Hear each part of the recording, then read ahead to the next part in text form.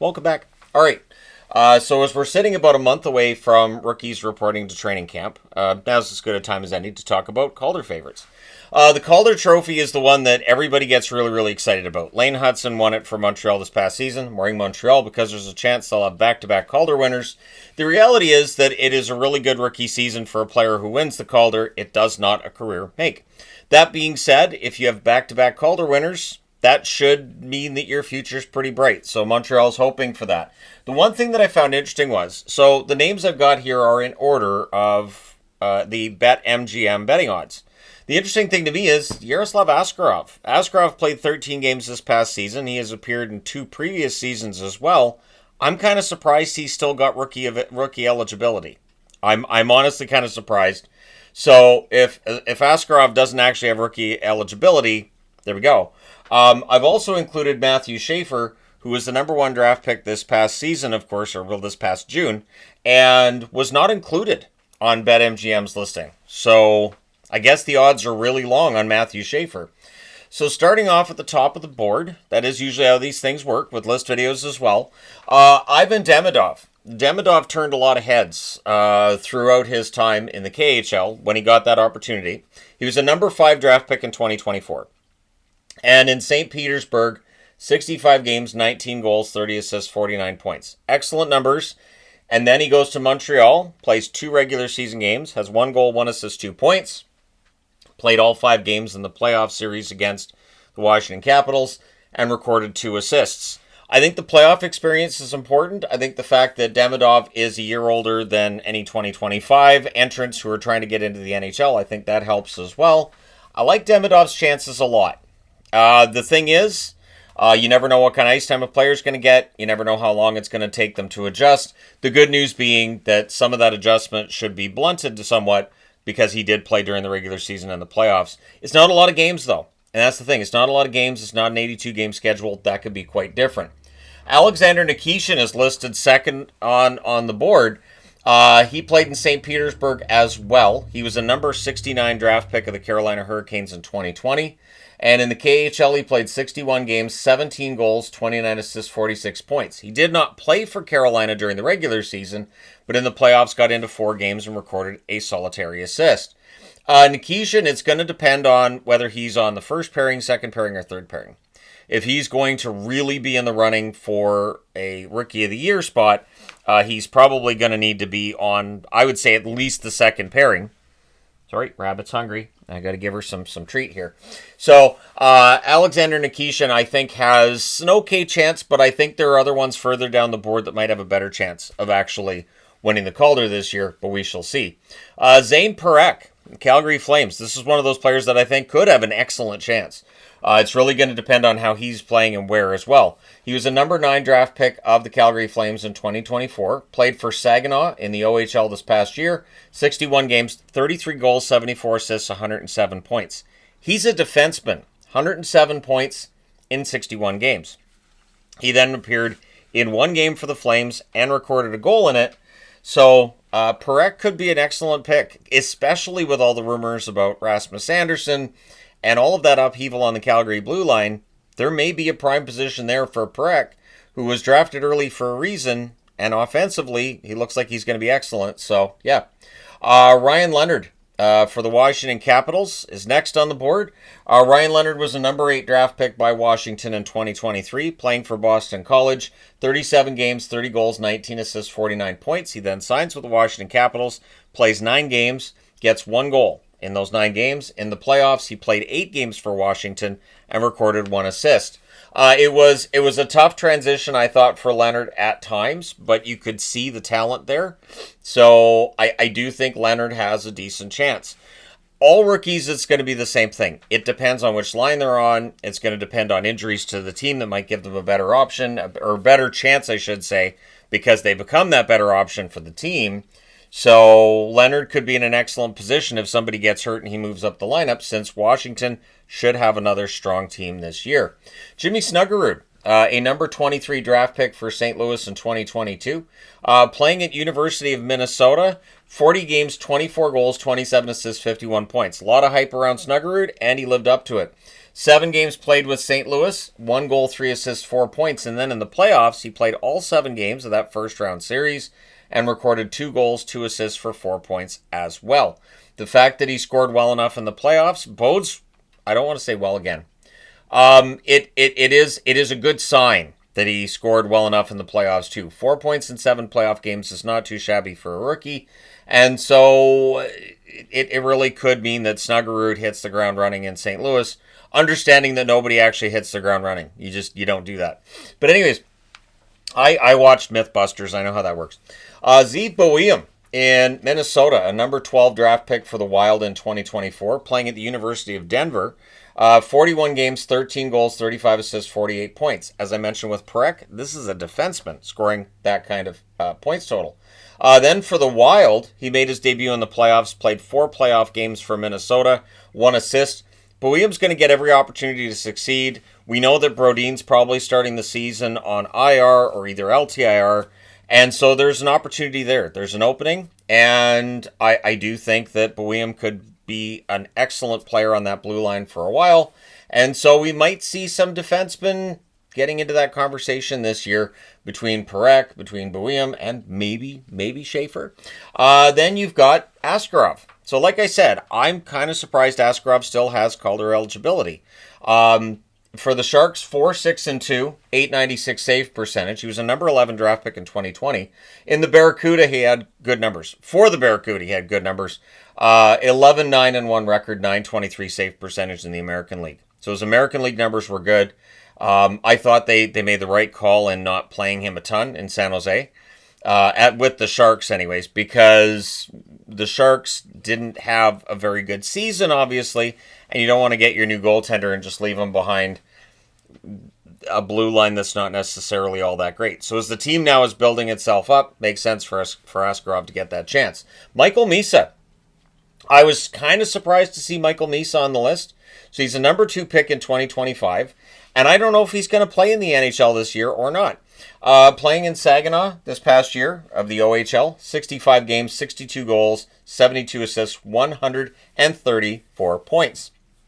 So really strong numbers there for Misa, who played with Parekh, of course, both of them from Saginaw in the OHL. Misa's going to be a star in the NHL, but will it be this year? Rookies normally don't just jump in and become superstars right away. It might be a little different in San Jose if he gets to play with Celebrini, but that to me is a bit of a stretch. I don't know that we see Misa play, and if he does, I don't know how much we see him play at the NHL level. Ville Koivunen. I was mildly surprised to see Koivunen on the list. He was number 51 draft pick in 2021, but Pittsburgh needs scoring, and if he can show that at the NHL level, he'll get his opportunity. 63 games with Wilkes-Barre in the AHL, 21 goals, 35 assists, 56 points for the AHL Penguins. For the NHL Penguins, he played 8 games and recorded 7 assists. I don't think Koivunen ends up playing enough minutes to necessarily end up in the Calder chase, but stranger things have happened. Then you got Gabe Perreault with the New York Rangers, who I was excited about seeing play. And he did have his struggles in that handful of games he got played. So he was a number 23 pick in 2023. Looked like a steal at the time because Perreault could have gone earlier in that draft. Boston College this past season, he had 37 games, 16 goals, 32 assists, 48 points. Then he makes his debut with the New York Rangers, played 5 games, did not record a point there. I don't know if Perreault ends up in that conversation either. I will see. I like Perreault. Maybe it's going to take him a little bit longer. That's one of those things too, where sometimes a guy has a rookie season that's not necessarily fantastic. And with the New York Rangers, you look at some of the young players over the years, they do tend to ease them into the lineup. So maybe Perreault plays, maybe he doesn't play as many minutes, maybe he gets sheltered minutes, that kind of thing. Maybe he won't be in a position to pick up enough points. So I don't know that I would take Perreault, especially if you're comparing anybody with Demidov. I think Demidov's going to get every opportunity with Montreal. I don't know that Perreault gets those same opportunities with the Rangers. Bradley Nadeau. So there are 2 Carolina Hurricanes on this board. There are 3 Sharks, though. Of course, I didn't use a Sharks magnet for Misa because it's right under Scarf. But yeah, Nadeau, a number 30 pick in 2023, playing for the Chicago Wolves this past season, 64 games, 32 goals, 26 assists, 58 points. Carolina likes goal scorers. With Carolina, he played 2 games. He had 1 assist. He did get that opportunity to play those 2 games. I don't know that we see Nadeau in their lineup, and I don't know that he plays enough minutes either. This is really the tricky part. They brought in some players. Obviously, Carolina's lineup's tough to break through onto. I don't know that we see Nadeau play enough games or record enough points to really get into that chase. Matthew Savoy with the Edmonton Oilers, a number 9 pick of Buffalo's, of course, in 2022. Playing for the Condors this past season, 66 games, 19 goals, 35 assists, 54 points. And it looks like he's going to get every opportunity to make it onto the Oilers. He played 4 games for Edmonton this past season, had 1 assist. But because of the fact that it does appear he is going to get that opportunity to play for the Edmonton Oilers, I think Savoy could be a good dark horse pick. If he shows on special teams with the Oilers what he showed with Bakersfield, because apparently he's a really good penalty killer, we might see him play enough minutes to get to 40, maybe 50 points. And usually a 40 or 50 point season for a rookie will get you into that conversation for the Calder Trophy. It is rare that a rookie comes in at this stage and records a ton of points in their first year.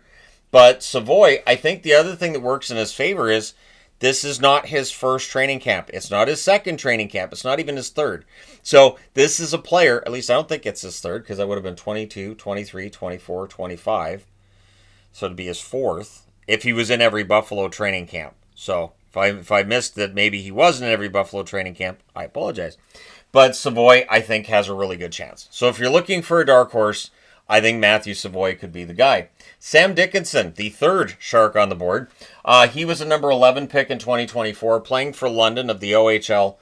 55 games, 29 goals, 62 assists, 91 points. He's a defenseman too. Dickinson, it is possible. I think Dickinson makes it onto the Sharks. I'd even go as far as to say if Dickinson makes it onto the Sharks, he's very likely getting top 4 minutes. I'm surprised Dickinson is lower on the list in terms of betting odds than Parekh. At least that much of a difference is kind of a surprise to me. Because while Parekh could get that opportunity with Calgary right away, that's possible. I think Dickinson does as well. And I think comparing these two defensemen would be fun. I don't know which one has the higher ceiling between the two. It feels like Parekh likely, but it's very close. So this is going to be a very interesting chase this year for the Calder, as it always is. Although it was obvious Lane Hudson was winning it this past season. Quite obvious. But yeah, Dickinson could be one to watch. Rutger McGroarty, a number 14 pick in 2022, of course, of the Winnipeg Jets. Playing for Wilkes-Barre, the Baby Penguins. 60 games, 14 goals, 25 assists, 39 points. And then with Pittsburgh, he played 8 games, had 1 goal, 2 assists, 3 points. I did see some people taking victory laps when he only had the 8 games with Pittsburgh before getting sent back down. But he's young. Not every player just jumps in and right away doesn't need time in the American League. And that's definitely a consideration for these guys too. Some of these players are going to end up starting the season at the very least at the American League level, which would submarine their Calder chances in all likelihood. So I do think there's going to be a position for McGroarty in that lineup for Pittsburgh, a team that's very clearly going through a retool, rebuild, however you want to phrase it. And McGroarty will get the opportunity maybe to play with a premier forward like Malkin. Maybe he gets some ice time with Crosby here and there. And so that could lead to some points. I know Malkin is not the player now that he was, but there's still that presence and there's that ability to convey to a young player what he needs to do and watching his game and giving him some advice and feedback. That's absolutely something that a veteran is capable of providing. And I would think any young player would listen to Evgeny Malkin if they were next to them on their line and on the bench. Jonathan Lekkerimäki, I don't think Lekkerimäki gets there. I don't think Lekkerimäki ends up being a top rookie this year. I'm just saying that straight out. Now, he was a number 15 pick of Vancouver in 2022. Playing for Abbotsford, 36 games, 19 goals, 9 assists, 28 points. He has a very good shot. Lekkerimäki has a very good shot. He's coming off of a Calder Cup win as well. But playing for Vancouver this past season, 24 games, 3 goals, 3 assists, 6 points. So he is just under in terms of his ability to stay as Calder eligible. Anything over, I think it's 26 games, and then you're not Calder eligible anymore. So he only played 24. He stays in that Calder conversation, but I don't know that Lekkerimäki's going to get enough minutes either with Vancouver. With the addition of Evander Kane and with some of the moves made, and since he's not a center, they need help down the middle. Their wings are pretty good, so I don't think there's going to be enough minutes there for him. Easton Cowan for the Toronto Maple Leafs. Cowan, I know there's a lot of Leaf fans that are very excited about Cowan. I do think he'll get every opportunity to make it onto the Toronto Maple Leafs lineup, but I do wonder if he starts out with bottom 6 minutes and works his way up as well. So he was a number 28 pick in 2023 and playing for London of the OHL. 46 games, 29 goals, 40 assists, 69 points. The points totals aren't bad. You might want a few more from a player after their draft year, but it's not bad. Like, it's not awful. I don't know how many points Cowan ends up putting up per season in the NHL. I do wonder about what his ceiling is, and I have seen a couple of different opinions on where Cowan is going to fit in when he hits his prime with Toronto. But he's going to get the opportunity. With the departure of Marner, there's definitely an opening there for another scoring forward. Cowan may jump into that spot. Axel Sandin Pellikka. So this is where the list ends in terms of the Calder eligible favorites. And Sandin Pellikka, number 17 pick back in 2023, player that I'm watching keenly as a Canuck fan, playing for Skellefteå of the SHL. 46 games, 12 goals, 17 assists, 29 points. Very respectable numbers for a defenseman. And then he came over and played for the Grand Rapids Griffins, played 2 games, and had a solitary assist during that period in time. Detroit's defense could use a really good young player of his nature. There are some veterans on this team that I think Detroit fans would like to see at least pushed to keep their spot on the roster. And so Sandin Pellikka may jump into that conversation. It will be interesting to see how many minutes he would then get. You'd have to think he'd start on that third pairing, but there is that opportunity for him. And then Matthew Schaefer. So we rounded out with Matthew Schaefer, the number 1 draft pick of the New York Islanders this past June, playing for Erie of the OHL, 17 games. So one thing to keep in mind with Schaefer, and one reason maybe why he's not considered one of the favorites and wasn't in the BetMGM odds, he only played 17 games this past season, 7 goals, 15 assists, 22 points. Excellent numbers when he played, but did he play enough? And does he need more time before he's ready? Will he be a player who they sign? He's got his contract now. Do they keep him for 9 games and then send him back to juniors? And that, I think, is a valid question. Whether or not Schaefer stays in the NHL or ends up needing more time. And part of that could be missing so much time the year before. There are little things in a player's development that will be hurt by them not playing enough games their draft year. And the 2025 draft was filled with players who missed time with injury, and so it's seen as less likely that we're going to see a lot of players from that draft playing right away in the National Hockey League.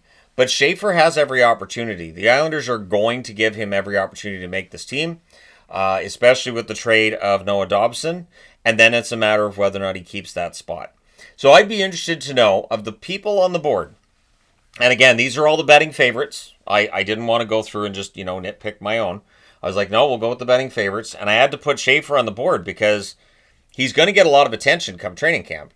So I'd be interested to know, of the people on the board, who do you think does win it? Who do you think's a dark horse? And who do you think, no, they're not going to play a game this year. It's not going to happen. Let me know your thoughts in the comment section below. As always, hit like and subscribe in the event that you may not have done so already. I would say that, to me, the favorite is Demidov. I agree with that. I think he is going to be the guy.